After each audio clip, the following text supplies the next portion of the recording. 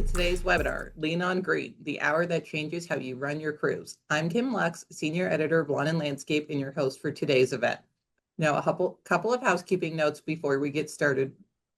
Today's webinar is being recorded, and anyone who's registered ahead of time will receive an email of the recording over the next few days. Additionally, please leave any questions in the Q&A box below, and we will try to save time to answer these at the end of the hour. Now, I'd like to introduce today's speakers, Ben Gandy, Principal of Advisor Consulting, and Sashi Kunar, Chief Revenue Officer of Top Green by Turing. Gentlemen, please take it away. Hey, thanks, Kim, for that. Thanks, Ben, for joining this webinar. Maybe I'll quickly start this webinar grounding to the benchmark report, labor benchmark report. We sponsored and worked with Lawn and Landscape here. There is a lot of discussions going on in the market on labor shortage. But what we quickly realized is there is more clarity challenges around bringing labor on the ground, making things work smoothly for us, right? So what we say is there is a lot of challenges on labor forecasting, like 59 to 60% challenges on labor forecasting. And there is clearly lack in tracking the production rates for the labor to come up with good estimates on how these jobs can be done. And also, we see there is lack in a clear career growth for the laborers, for the field operators, right? And there is a lot of gaps in what is the actuals in the field to what we plan and estimate, right? So that's why we see there is a lot of scarcity in the skilled laborers, taking the margins low, right? The margins are shrinking. So we feel that there should be a lot of things to be done to get prepared this labor force on the ground, right? So and job plans are something that can be really brought into a full stream use. The companies can use job plans, and where we see that the data clearly says that there's a lot of lack of interest on creating job plans for production, right? So Ben, I just want to start with you. What do you think about these job plans and how the industry is adopting job plans for labor management? Yes, Sashi, thank you. So labor is just such a critical issue in our industry, and managing it appropriately is the way to win. And one of the ways to really appropriately manage labor is through job planning. It's a critical concept, but I don't see a whole lot of that. I travel a great deal and deal with a lot of companies that are not really providing specific job plans to their labor and I think there's a couple of reasons maybe why. I think one of them is that people don't really understand the importance of providing job planning, and the other is just lack of know-how. So, on the importance issue, I really think that if you and I were to go out onto job sites today, I'm calling from the Southeast United States, we would see people out there working hard and making noise and burning fuel, but that's not necessarily the same thing as value. In fact, this time of year where I'm located, the nighttime temperatures have really cooled down and the turf is not growing aggressively at all. And yet I think that we would see crews out there mowing away, to turf that doesn't necessarily need to be cut. So there's a disconnect, I think, between activity and value. And I think that people see activity as value, but it's not the same thing. I think that just because people are busy doesn't mean it's valuable. It may be overproduction, or it may be overprocessing.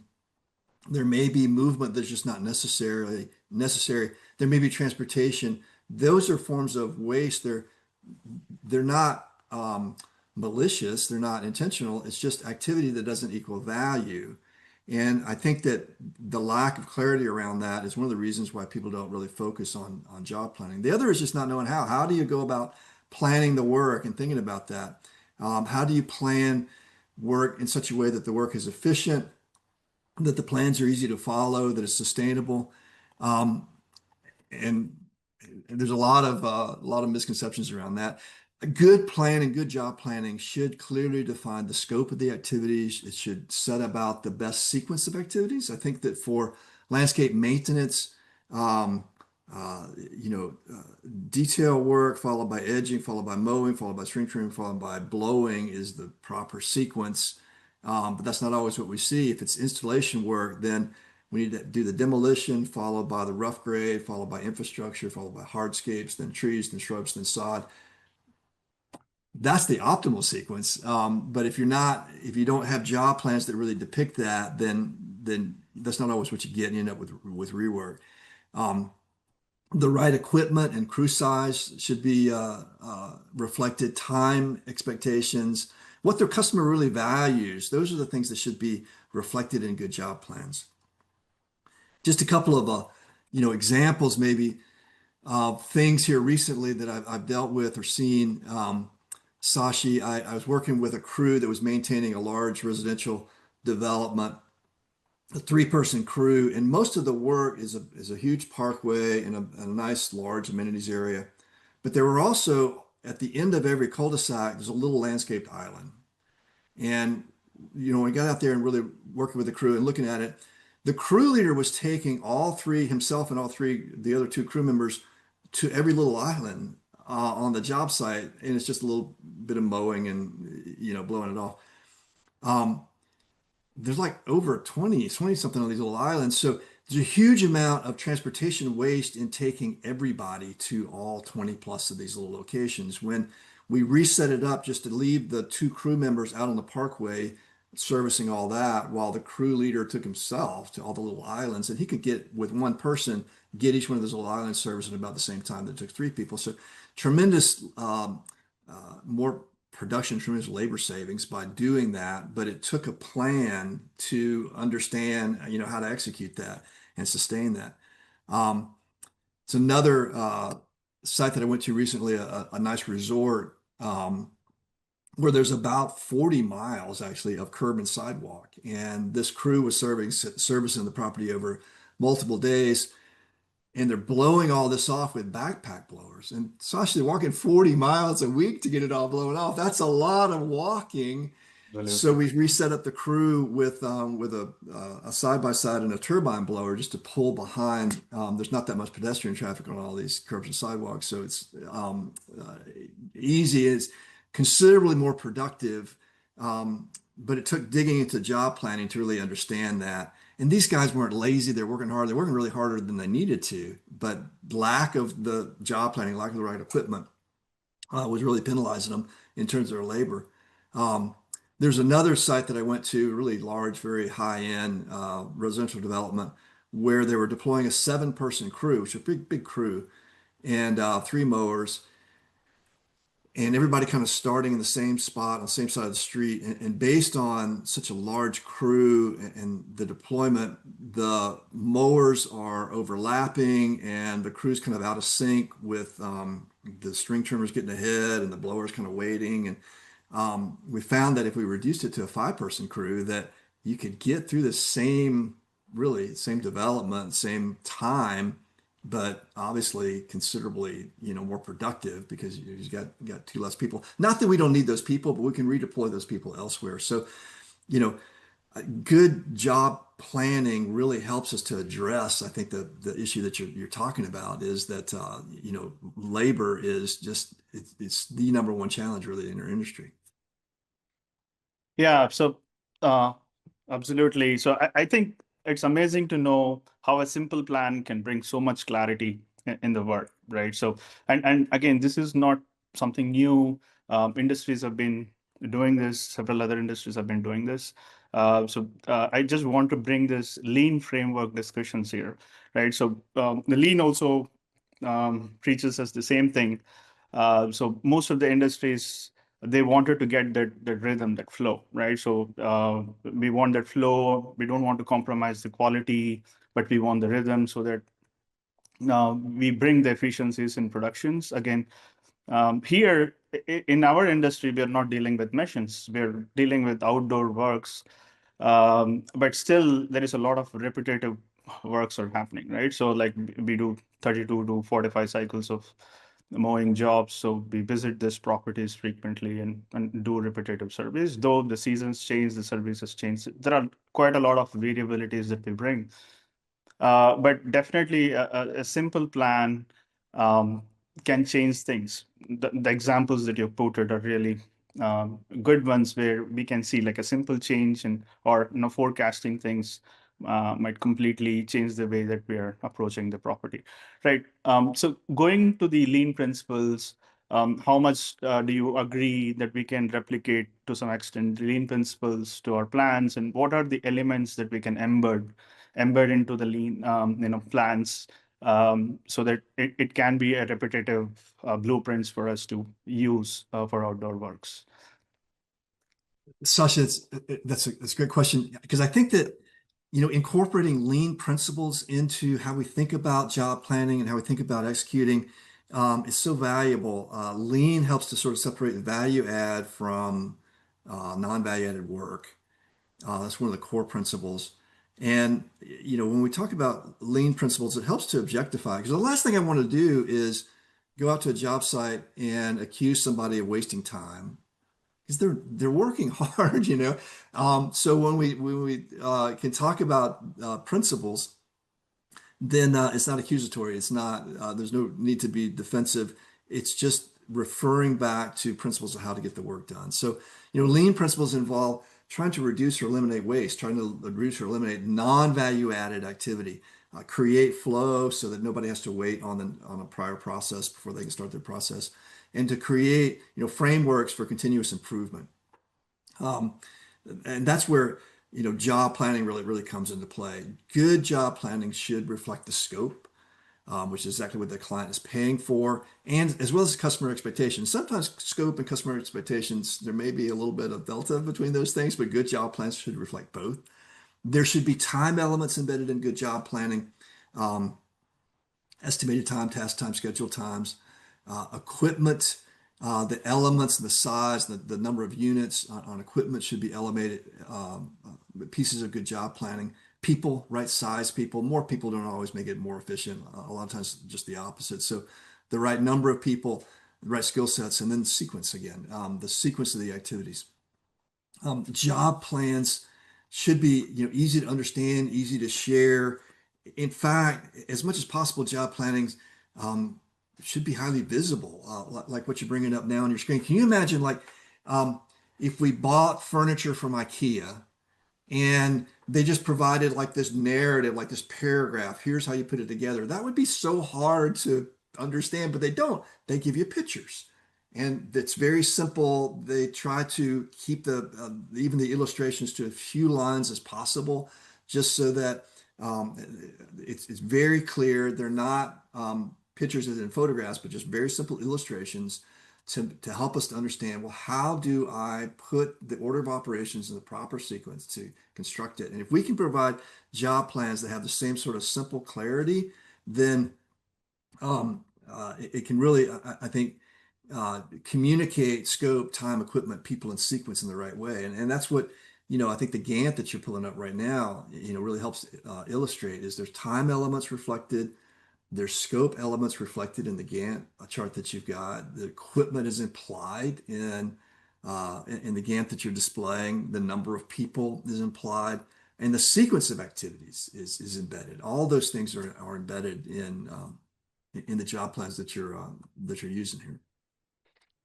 Yeah, so interesting, right? So it looks simple, but when we bring things to practicality, like plan is a plan, actual work is an actual work. So when we get into the actual work, the crews they have to handle the reality on the ground. So there is a lot of variabilities come from weathers to the types of services they provide and the equipments they use and the seasonal jobs and stuff like that. So how do you think how practical is to accommodate all these variabilities um, in the plan, right? So do you think a one single blueprint is good enough for doing this, or do you think we should have like each plan should be a live document, should be improved over a period of time? So what's your thought and experience on creating a plan which can be closer to the reality? So I think both things are true. So I want to have kind of a base plan for if I'm going to be doing, uh, uh, weekly Mo service type work, then I need some sort of base plan that is going to reflect on an average week. This is what I'm going to do. But I need to have, the way that I present that plan, the way that I think about that plan, it needs to have some room for variability because there's going to be issues with clients, with weather, with equipment, with people, always. So I need to be able to make adjustments um, with my plan. So I start with something, start with my default, and then I need to be able to adjust plans based on those things, whether people, equipment, client needs. Um, and just because we always have those things though doesn't take away from the value of the plan to begin with. Football season's here, thank goodness, and whenever the guys walk up to the line of scrimmage, they've got to play. Now they'll call audibles from the line of scrimmage based on what the defense is doing or the offense is doing or whatever. Um, but they're going to go to the line of scrimmage with a play, and that's what I want in terms of managing my crews. I want to go to the job site. I want to get to the morning with a play, and then if I need to call an audible on something, it's a whole lot easier to do that with a plan and understand maybe because of rain, I'm going to eliminate the weed control for today and I'll put it off to next week. Well, how much time is that? How much should that represent? How much does that, if I have a plan, I can understand exactly what impact that has on the day in terms of time, in terms of sequence. Without a plan, I'm just hoping that the guys figure it out. And guys that work for us are smart, but we need to help them as much as possible to be successful. Yeah. So it's very clear that having a plan is kind of an essential piece, right? So again, learning from other industries and also considering this as a repetitive task that we do, there is a lot of efficiencies can be brought into. So why do you think historically plans are not like an active piece of document with most of the companies?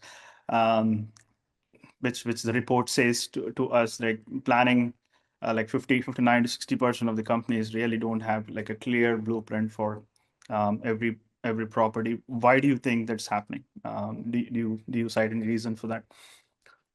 Well, I think it goes back to people not understanding, the value of it or just not knowing how to do it. Um, you know, if I was running a company today, I would have job plans for all my jobs, and I would insist that my crews use them. Um, Job plans aren't going to do any good, if they're not being implemented, they're not being used, they're not being adopted. And the only way to really ensure, compliance and that your crews are actually following plans, well, you got to provide plans to begin with, and then you got to insist that they follow the plans, and you got to be there on site um, to ensure that that happens. I really feel like that it's a leadership issue in terms of, plan adoption, plan utilization. Um, if the leaders are not directing traffic, ensuring crews are following the plans, and providing encouragement, if they're not celebrating wins, if they're not troubleshooting, if they're not course correcting, then those plans are going to get ignored. I mean, I would pay attention to what my boss paid attention to, and if my boss isn't paying attention, then I'm not going to either. But if he is, then I am.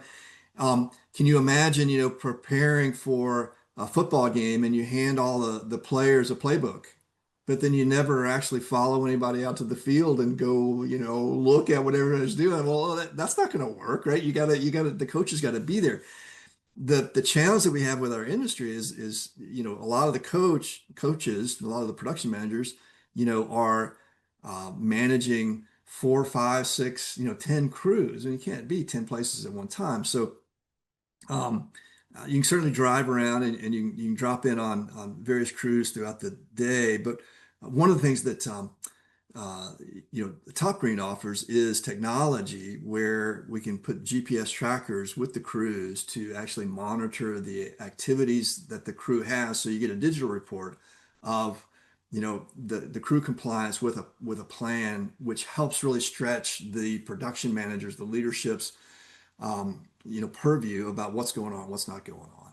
And we don't deploy those as a, kind of a tattletale, but just let's help the crews, let's coach the crews to be successful in executing plans, right? There is an accountability element with that as well. Yeah, so that's really an important point, the validation piece, right? So the plan is a plan. A plan without a proper validation is going to be a piece of paper. Before getting into that, I had one side question. So how much percentage of margins do you think it's hiding in, for a company who is doing a plan to who's not following a plan or having a blueprint for every property, from your experience, roughly?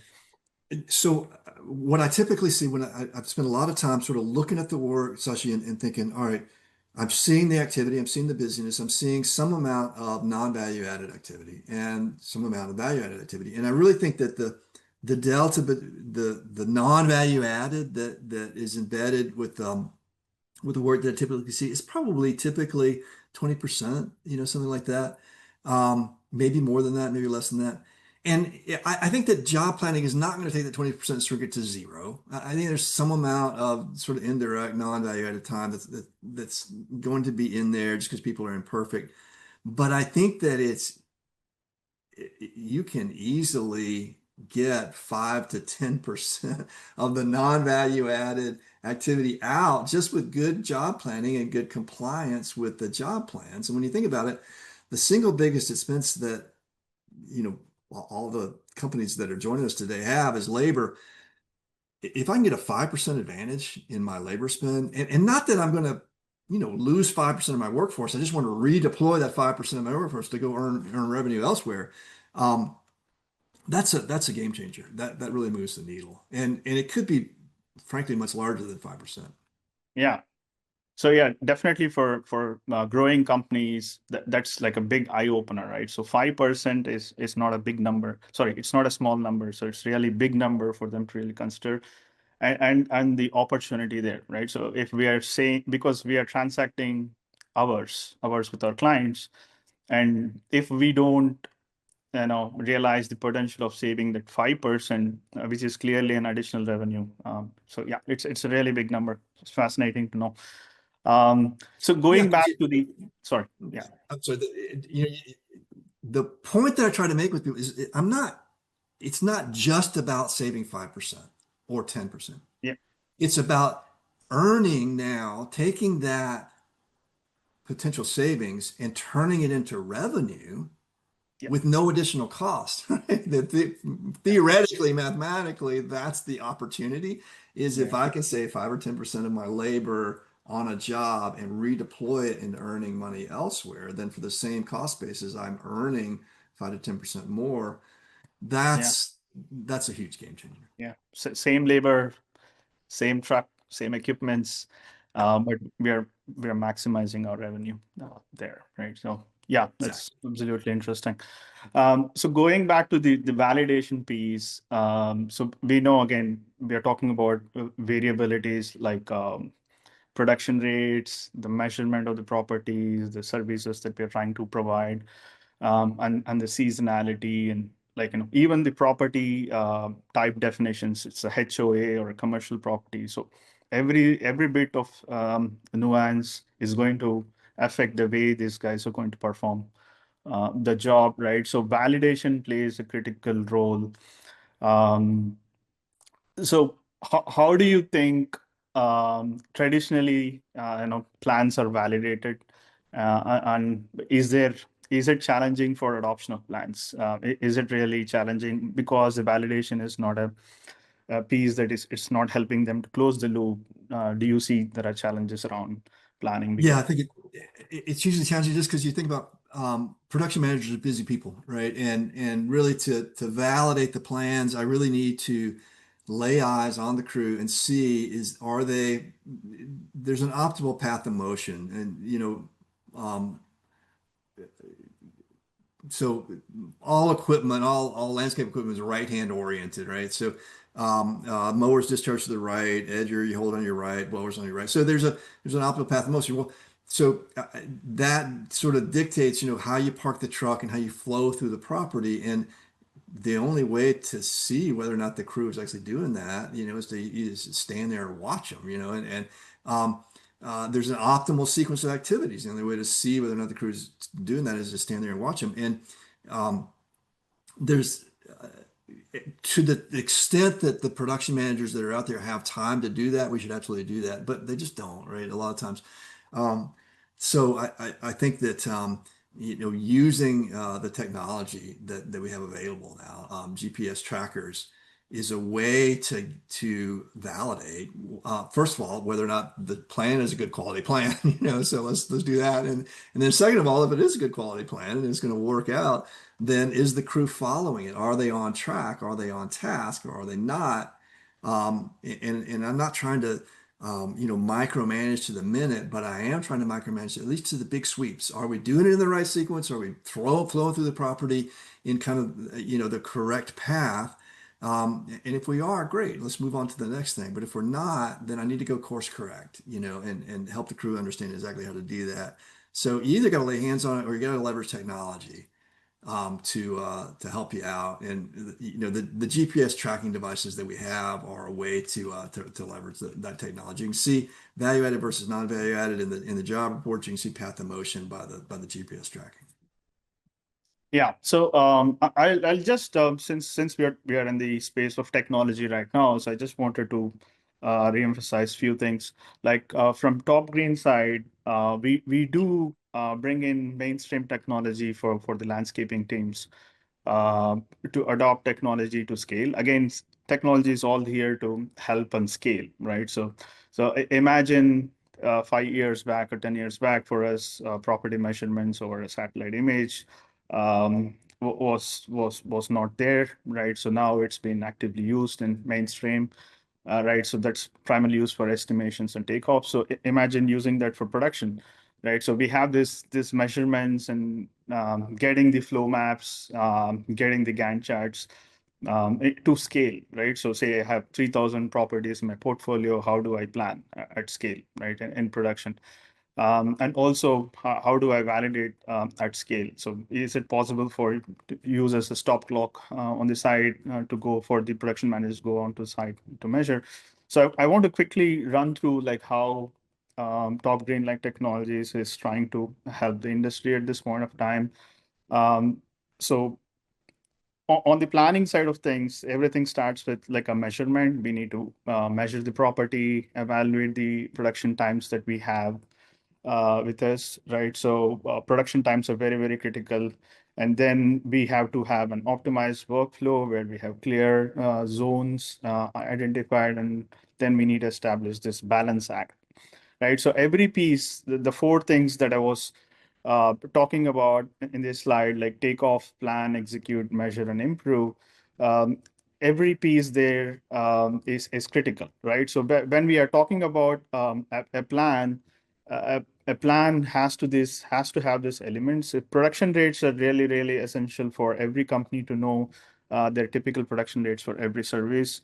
And when mapped with the measurements that we now take from the takeoff measurement tools, it's going to tell us how much time every service is going to take, but that's not it. So we need to get an optimal path for the crews, where to park the truck, how to move in the property, who is going to do which service, and how this job is orchestrated among a 3-man crew or a 4-man crew or a 2-man crew, and how do we maximize their act. So we normally see that somebody is waiting for someone. So they have taken 52-inch mowing, they have completed the job.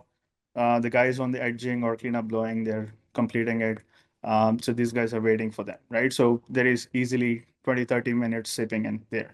So Gantt charts really help us to depict that. To when we put things across Gantt charts, if we know the measured time for every activity, when we put it across the Gantt charts, we see where the inefficiencies are there. Again, as to your point, it's not all about crews are lazy, crews are not working. It's all about planning and upfront and having those details. And earlier, I do see definitely there is a challenge now. We have so much tremendous growth in technology where we can do aerial mapping, we can do algorithms. There are algorithms to do shortest path in the given aerial maps. and also placing them as timed services and orchestrating among crews and get the GANs out, see visually, have a sandboxing environment. Before even hitting the property, you can have multiple plans. You can see a combination of things like how a 3-man can approach this, how a 4-man can approach it. What if I change 52-inch to a 60-inch? Right. So sometimes the type of equipments, the size of the crew, and all those things are demanded from the contract that we make. Sometimes we can optimize really, right? So I think we definitely need that help from technology where we can sandbox things and preview things before even we hit the ground. But for that, we need true measurement. So the property, we need to understand our true production factors, right? So that's where Top Green comes and brings that sandboxing environment where we can really gather those informations together, plug in that, and then we can do a desktop review of these plans and quickly come up with some good plans. Going to the validation piece, that's also very critical. So validation, so we have come up with smart safety vest. So this smart safety vest is just a wearable tech. Again, we don't have to use a clock in, clock out methodology. Nobody has to be on the site. The crews on the ground, they will wear a safety vest. The safety vest inbuilds some GPS technology and motion sensors. This is, again, not to micromanage people. It's more about capturing the production data. So you can see how this is translating completely. You can see the motion maps are coming into visual spaghetti maps on the screens for us. So we exactly know what kind of services these guys are providing at given point of time, like we have mowing, edging, string trimming, or cleanup blowing. And we exactly know how much time they're spending on each services they provide. So this is essentially translating into actual production rates. So we sometimes see there is a significant variance between what we think as production rates as standards to what actually they are taking to complete. Because again, we know services are different for different properties. So the production rates are defined are variable because of the type of equipments they use, the property they navigate, and there could be a lot of constraints here. So again, I'm not suggesting that we should have like a specific production rate for every job. So we can still go on an averaging effect, but we have averaged so much that the numbers that we are right now using has too much of cushion and buffers, which is also pushing us to estimate more time that is actually required. So when we see the actual production data and the time they take, there is a significant variance that we see from what we originally estimated, right? So again, these tools are here not to prove us wrong or something like that. It's more about taking a matured data-driven insights and taking decisions based on data, right? So again, these two tools, planning tool and the validation tool, goes hand in hand. It doesn't mean that you have to wear the vest on every crew. So it is just a piece of validation, right? So you can move it from crew to crew, so you can move it from property to property, and validate and know for yourself what is actual production rates and check the variance. So again, going back to Ben, so looking at these kind of technologies evolving at this point of time, rewinding 10 years back, right? So where do you see technology is going to help us on bringing this kind of planning and validation activities to scale, and how critical it is for the industry? Yeah, I think it's great. Actually, it's nice to have tools. So the with this technology set, I've got a standardized way to create job plans, right? Which so that if I've got 10 production managers, that's okay. We have one way to create job plans. We're going to use this technology to create job plans. Got a standardized way that they're going to come across to the crews, so that if I'm a crew leader, I don't have to learn 5, 10 different languages, depending on how many crews I got. I got, all the job plans come to me in a standardized way. And then we've got a standardized way to sort of validate whether or not the plans work out and whether or not the crew's compliant. So I can measure my results against the plans in terms of labor hours, not to dismiss safety and quality, right? I need to measure those results as well, but I can measure the estimated hours generated by the job plans against the actual. in a standardized way. It's all embedded in the same technology. I don't have to change platforms to do that. Um, and then if I need to adjust my plans, it's okay. I can adjust the plans within the tech stack that Top Green provides. And I now have a platform where I've got a job plan standardized, my validation comes across in a standardized way. My crew compliance is leveraged by technology, and I can improve upon it. What if we come up with a different way, the um, mower size, number of mowers, different path of motion, something like that. A lot of the crews that I've had the opportunity and the pleasure of working with over time have been brilliant, and come up with something that's even better. Great, fantastic. I can embed that improvement within the same platform, within the same plans. It all lives in the same place. I think that this kind of technological advancement helps take a lot of the guesswork out of, well, how do I do this? How do I think about scope, time, equipment, people, sequence? No, it's all embedded in there. You don't have to think about that. You need to think about, where do we park? How do we move? What should there? There's a handful of things with job planning that are somewhat variable. We can enter estimated times for those things, and then go to work. And that I think that's huge. I think that it streamlines the whole process from job plan creation all the way to job plan validation and all the way down to ensuring crew compliance. It's all within one platform. It's all streamlined. So yeah, I think it's a big step. Yeah, so absolutely. So I will move beyond the plans. So sometimes we see, our clients saying that we've been to these properties for 6 years, 5 years. We're deep in the contract, right? So our crews know the best. They know how to navigate the property. They've been doing it for several years now. They do the best. Actually, that's very true in a sense that humans evolve the way that they approach property quickly, right? So that's how they've been things are set up for human brain.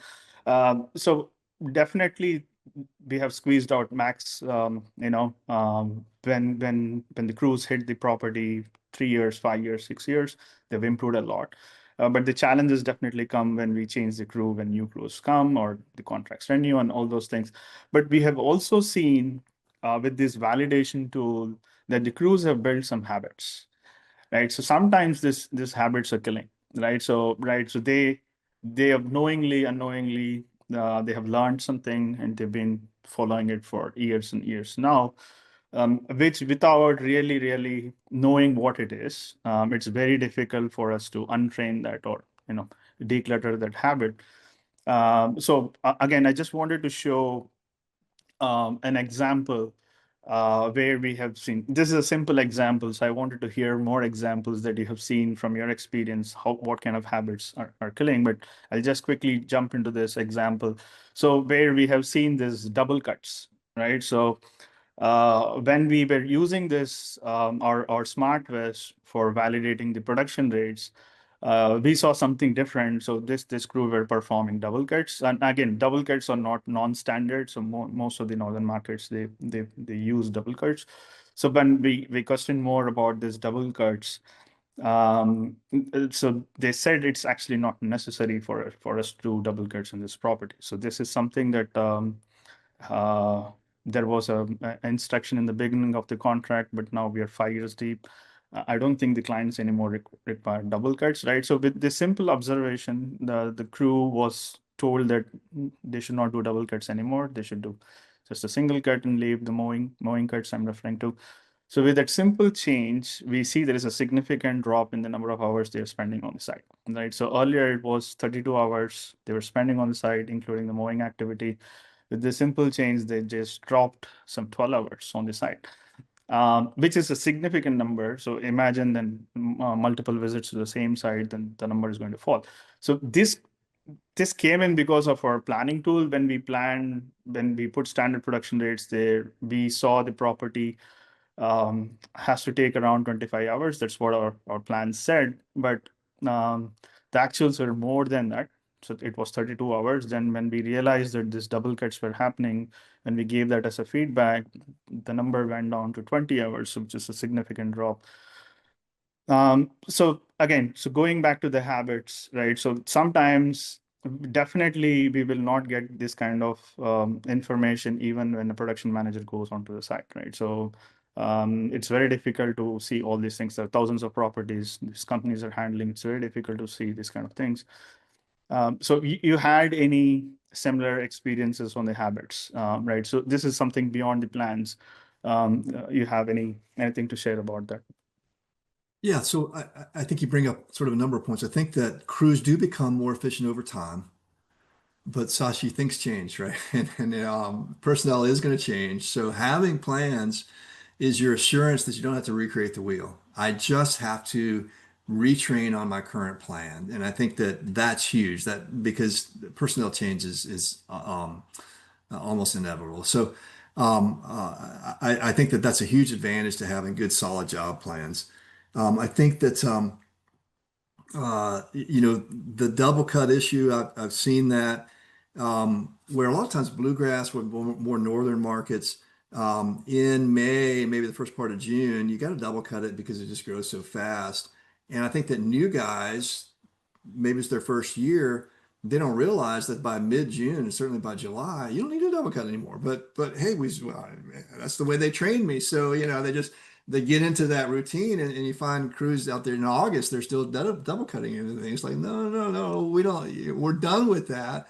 But without some way to validate what the crews are doing or not doing, then it's easy to not realize that is happening all year.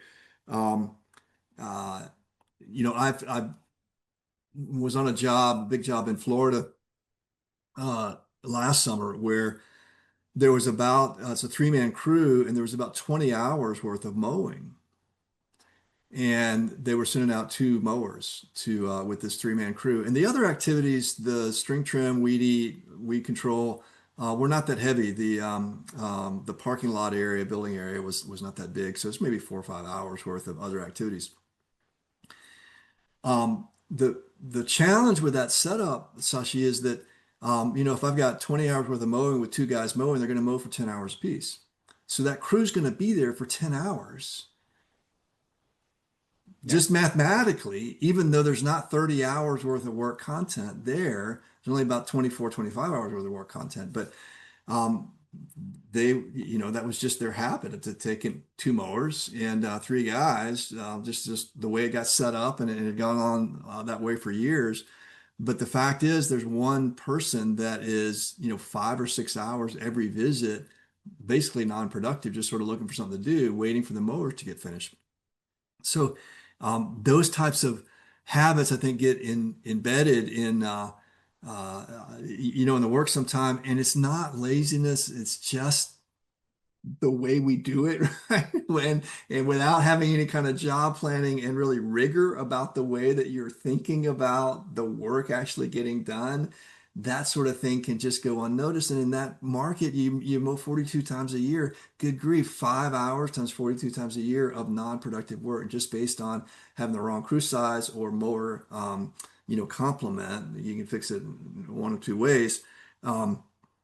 That goes on a lot in our industry, and it's unchallenged without good tools that provide the rigor to really be able to see what are we doing, how are we doing it, how do we evaluate it and think about it. Yeah. So maybe we'll open up to the floor if they have any questions. Sorry, I was not looking at the Q&A. Kim's going to help us out. Yeah, I will help you guys out. So the first question from Sean is that there are so many variables that can derail a plan, people not showing up, rain, additional customer requests, what have you. How do they get their operations leaders and their crews to understand that a plan is still critical regardless of these kind of outside variables you can't control? Well, Kim, I'm gonna use sports analogies because it's a bunch of guys in our industry, right? And so sports analogies kind of work. I realize there's a lot of women in our industry. I don't mean to disrespect them, but there's a lot of sports fans that are women too. So, but look, I would never, field a team to the line of scrimmage without a plan. And that doesn't mean I can't call audibles. Of course you can, but I'm stand a whole lot better chance of getting the ball moved downfield with a plan. So there's one answer. The other answer is, if we're going to provide service 30 times, there's going to be weather issue or equipment issue but it's not going to be all 30 times. There's going to be, 20% of those times, there's going to be 6 occurrences where, okay, this plan ain't going to work. All right. But the other 24 times it will work. There's another answer. And the third answer I'll give you is that in our industry, or I guess life in general, there's some things that are scalpel work and then some things that are chainsaw work. And the job planning that Sashi and I are talking about is chainsaw work. It doesn't have to, we're not trying to get everything to the minute. That's not realistic, or pertinent, applicable in our industry. Let's just get it generally directionally correct, with the first task being first, the second task being second, with the right crew size, right? Equipment complement, and it'll kind of work out, right? And if there's little variabilities along the way that make moments worth the difference, it's okay, it'll still work out. I think that's a great answer, Ben. And we have one more question in here. Getting 5 to 10% incremental profits is huge. But what is your prescription, for implementing that technology? Where should people start? This person's team has used muscle memory maybe as an excuse for not wanting to get on board with these plans. How do you start implementation? You call Sashi when this call is so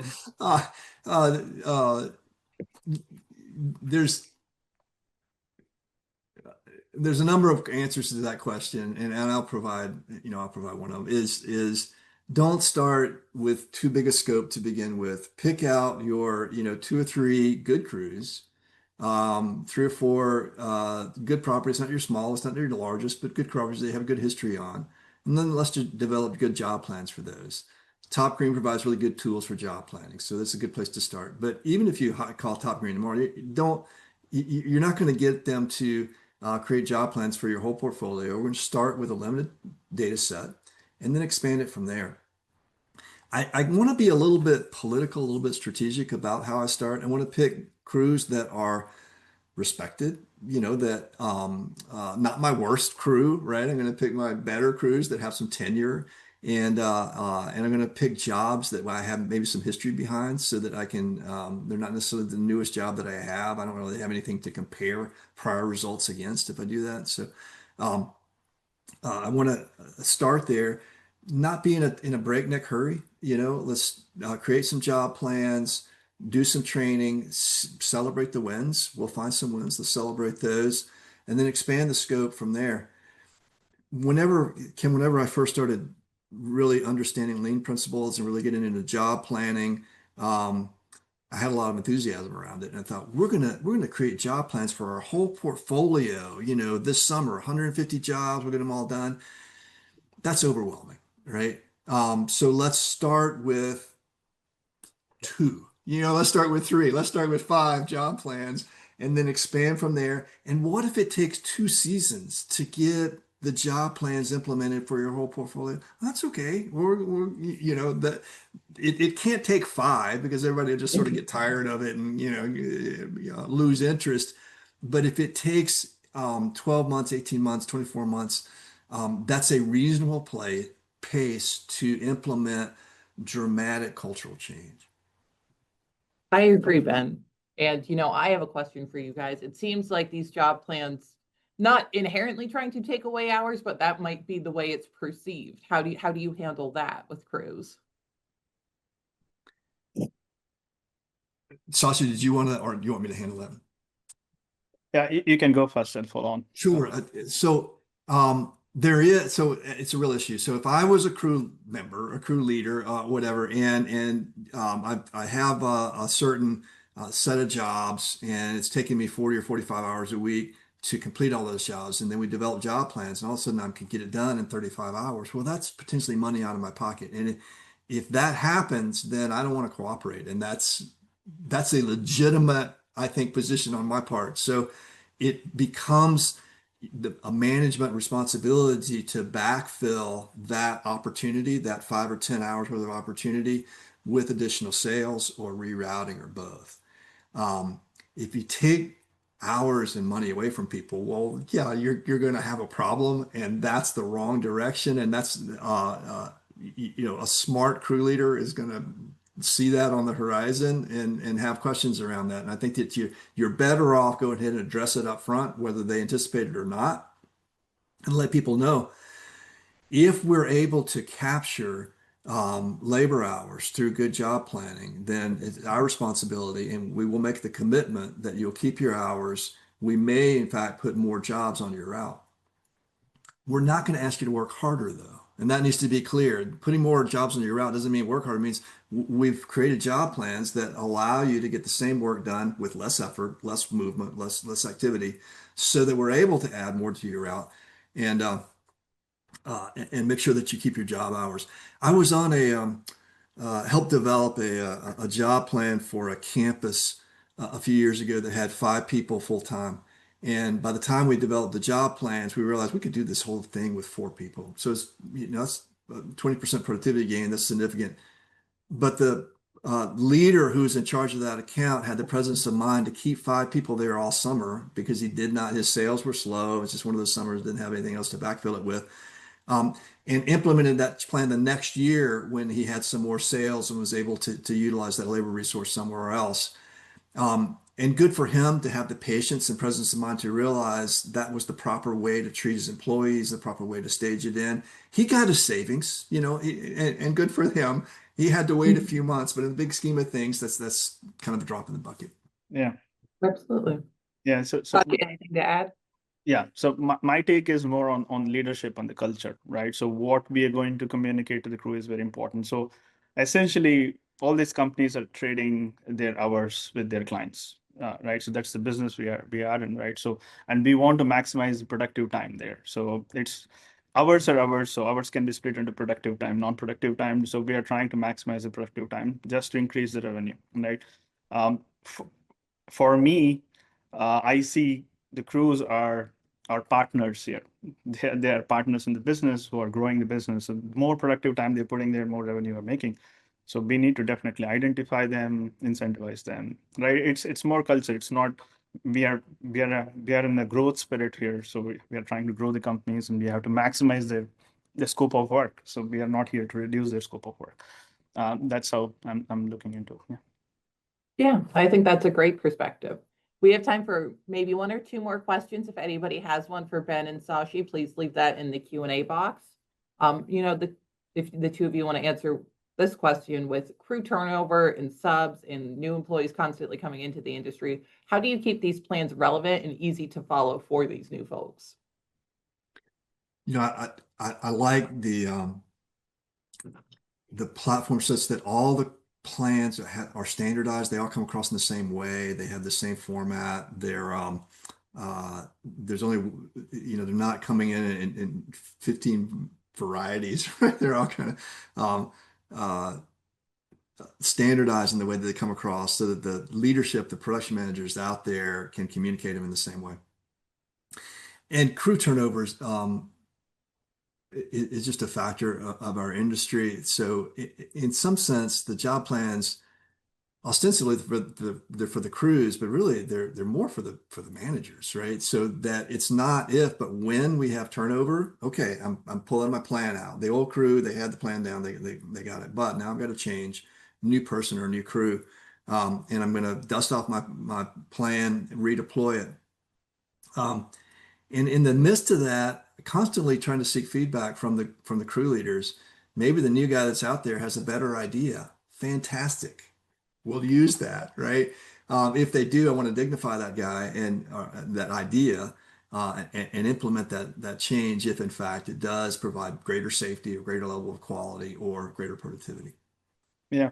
So that puts me to one more question to you, Ben. So on standardization, right? So I have seen some companies like they standardize the number of crews, like crew size, 3-man crew is a standard, right? And the trucks, they have standard blueprint. And some they have a dedicated team for detail works, right? So they have built-in practices in their companies. Sometimes it backfires, sometimes it really helps. So you have any stories around that, or you see that's the best way to do, or what's your thought on that? I've seen the same thing. I've seen that at some point in the arc of a company's history, they just decide that a 3-man crew is the most productive, or a foreman crew is the most productive. And what I've seen is just not true. What crews should be sized based on the work, not on tradition. So a couple of examples. I was working here recently with a company that has a municipal contract is to do all the landscape work for a fair-sized municipality.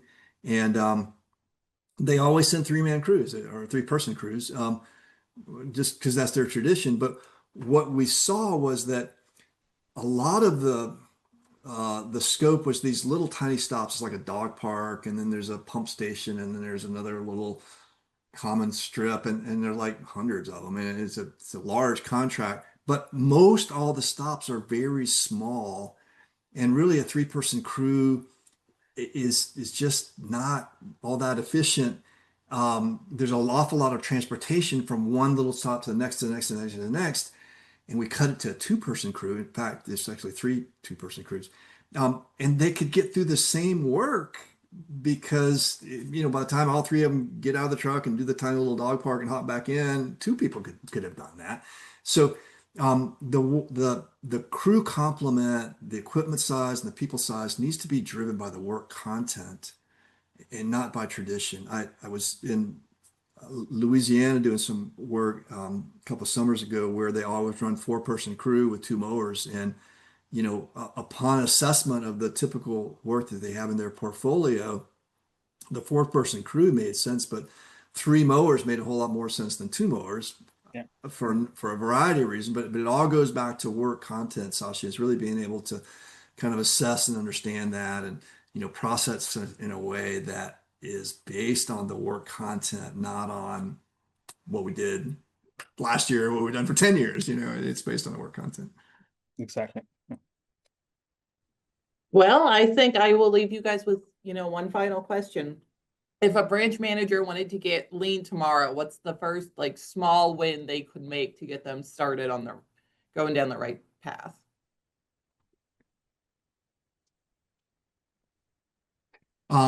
If a branch manager wanted to have a starting point tomorrow,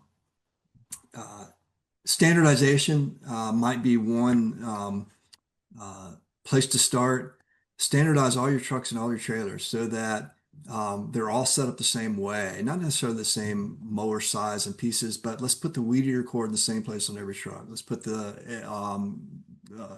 toolbox in the same place, the fire extinguisher, something like, so that everything is standardized. It creates the sense that we operate by standards, right? If every truck is set up the same way, it's a fairly easy lift, but it sends a message out that we're going to start operating with a sense of standards about how we do things. And so when you get to the step of actually implementing job plans, there's a standard way to do the work because we operate by standards here, right? And that's what we're trying to communicate. It's easier in the long run to operate standard work on every job site and have clear plans. It's a certain amount of effort to produce those plans. Sasha's product Top Green can help with that. But once you have that, it's just easier to operate that way. Sashi, anything to end with? Yeah, so definitely. I think like Ben said, we have to start with those properties which are critical to us, right? At least one is standardizing the truck and the tools and setting that mindset, communicating to the crew. The other one is starting with that 80-20 rule. Like Ben normally tells me that 20% of the properties make the 80% revenue, right? So I think we all know that, and we had to focus on those properties which really, really important for us and where things are very critical. So we can streamline those first, which is going to nudge us a lot in our business. So yeah, so I think we have to try it out and see how this is improving. So that's it. Wonderful. Well, thank you both for your time today. It's been very informative, and everybody please be on the lookout over the next few days for an email with a recording of this webinar. Thank you. It was a pleasure. Thank you. Good to see you. A great afternoon. Bye.